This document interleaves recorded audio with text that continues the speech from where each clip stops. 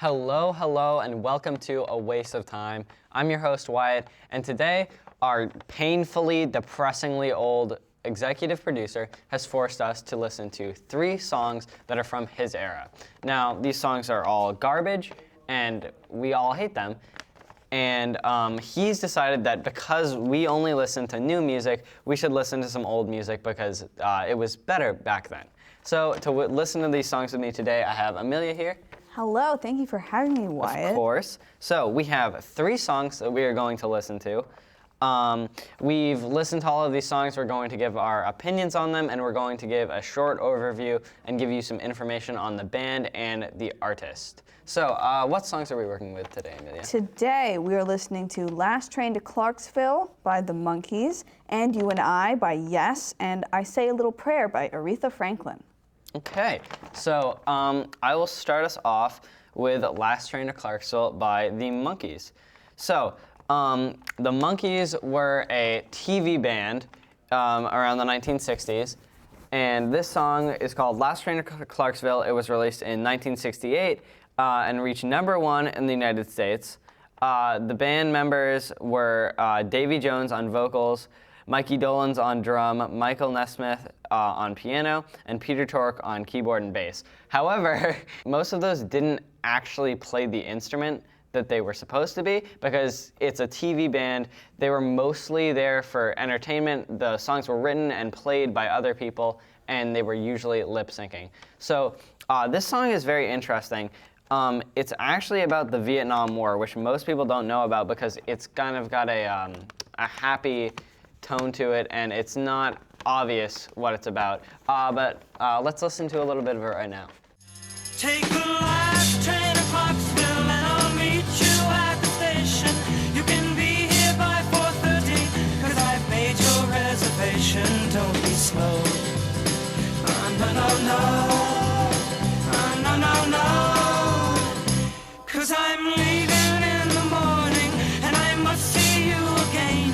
We'll have one more night together. All right, so that was Last Train to Clarksville by the Monkees.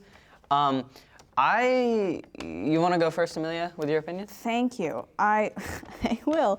I didn't like this song, to be frank. I found it repetitive and a little basic, and just it was catchy, but it just wasn't very interesting. Yeah, I absolutely agree with you. And I hated when I saw the video of them playing it. Like, supposedly, like, they had their own TV show. Supposedly, this was supposed to be, like, live. But they were obviously lip-syncing. Now, sometimes lip-syncing could be okay if it's, like, a music video or something. But the fact that this was kind of supposed to be live and that they were really bad at it made it worse. And then also, since they weren't playing their instruments and they were bad at playing their instruments, and this one guy was, like, kind of swinging the maracas with the tambourine, but he wasn't even on the beat. And I couldn't even hear any tambourine in the song itself, which I found was really strange. Yeah. And yeah, I didn't like it. Yeah, I would definitely agree. I think the Vietnam War sentiment is interesting. Yeah. Like when you look back at it, but I honestly don't think it makes the song any less boring. Like it No. wasn't a bad song, it was catchy, it was fun, the instrumental was fine, but everything about it just felt kind of, it was boring, and it wasn't very creative or interesting for that era especially. And I don't know, like the band members, they just look scary. I don't know what it is about them, but it looks like if you went to Google and typed in like 30-year-old white 1960s virgin into Google, that's like exactly what you would get. Yeah, And I they can agree with that. look like plastic figures, and something I about know. the video just scared me. They just look, I don't know, they just don't. And they went on, I'm being rude, but they went on with kind of unsuccessful careers. Like, they might have been a big hit, but they were kind of a one-hit wonder. Yeah. And then they went on and like they played in some bands. A couple of them, one of them acted in like some stuff, but it just didn't keep going. Yeah, I would agree. So, would you like to, Amelia, start us off on our second song? Yes, our second song is And You and I by Yes. Yes is an interesting band. They've had 19 members that have switched out over the years. But the original four members were John Anderson on vocals, Chris Squire on bass guitar, Peter Banks on lead guitar, Tony Kai on keys, and Bill Bruford on drums. Let's take a listen to And You and I, which is a 10-minute song with 4 movements.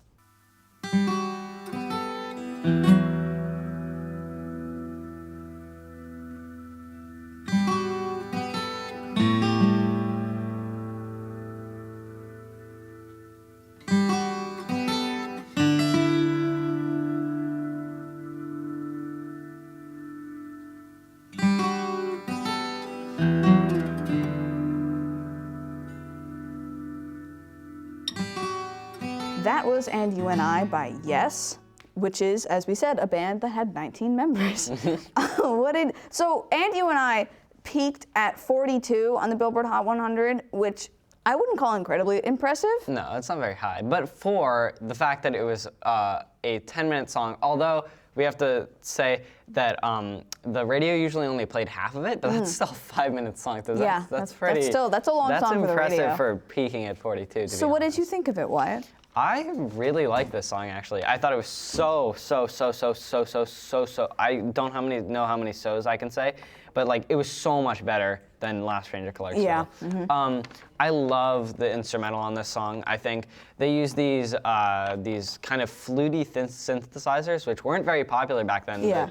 Technology kind of just got invented, but they used it really well. And along with this acoustic guitar, it's got a very like fantasy. It sounds like something that could be in a fantasy movie, or some kind of, I don't know. It's like a journey kind of, like a quest kind of thing. I really enjoyed the instrumental a lot, and I like the lyrics too. I think they were pretty great. There wasn't that much of a story, which I think is important in a 10-minute plus song. Yeah, but, exactly. I still liked the lyrics. The only thing I didn't really love about this song was the vocalist. I don't think he wasn't a bad vocalist by any means, and he carried the melody pretty well. But his voice just kind of, I don't know, it wasn't for me. I'm not it a was fan of weirdly his voice. nasal. Yeah. Yeah, I can agree. The vocalist wasn't my favorite. It might have been John Anderson, although it might have been a different singer.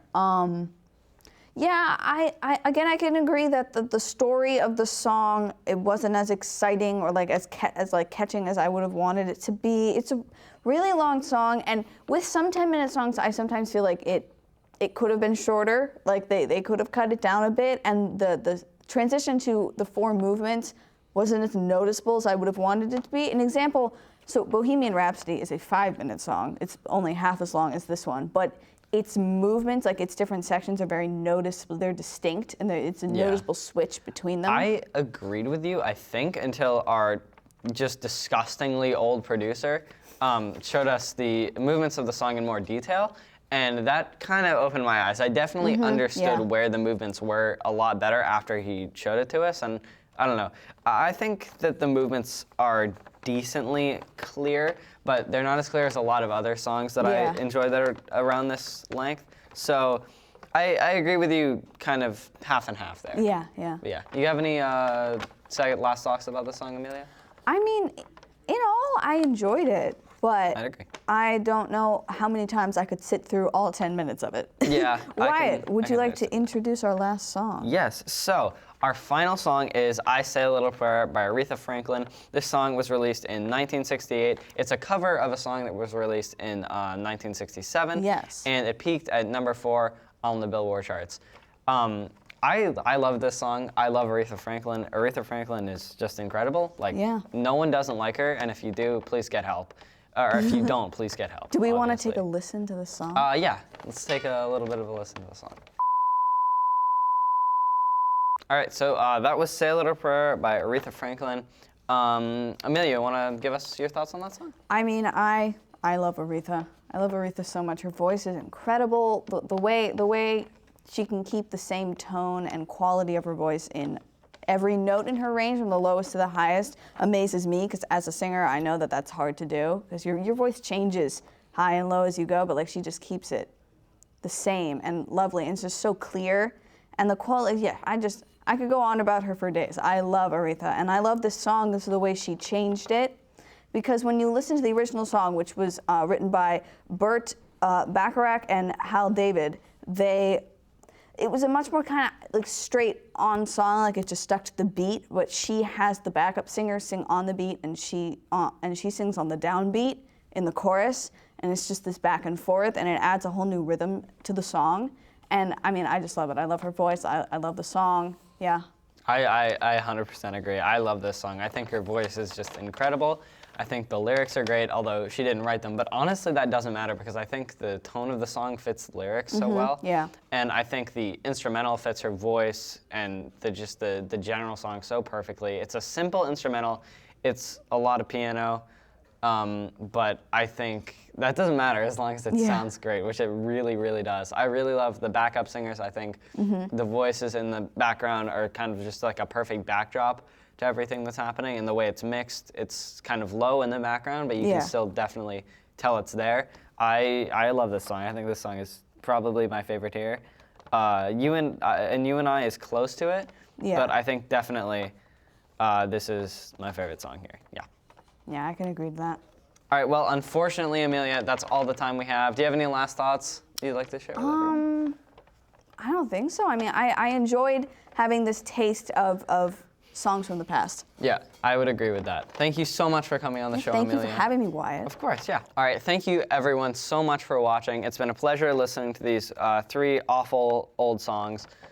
We have tons of stuff coming up next, so stay tuned and watch this.